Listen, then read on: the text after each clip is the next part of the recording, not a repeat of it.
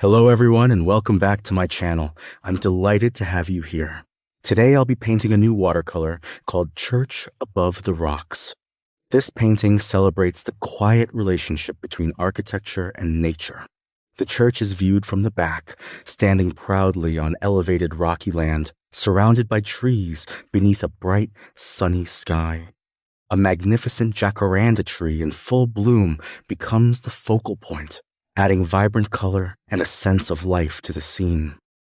Rather than painting every detail of the landscape, I've chosen to interpret the foreground rocks with expressive, abstract brushstrokes. This contrast allows the church and trees to become the visual center while creating movement and energy throughout the composition. Church Above the Rocks explores the dialogue between permanence and renewal through an expressive watercolor landscape. Abstract rock formations anchor the foreground, creating a visual foundation from which the church rises with quiet dignity. Its soaring towers stand as enduring symbols of faith, memory, and community, while a radiant jacaranda in full bloom draws the eye with its fleeting beauty. Sunlight unifies stone, architecture, and nature, revealing harmony between the built and natural worlds.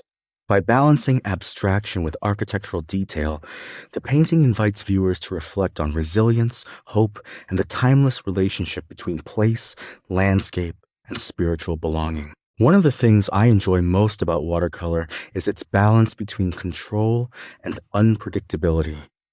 The flowing washes often create effects that cannot be planned, and those unexpected moments frequently become the most beautiful parts of the painting.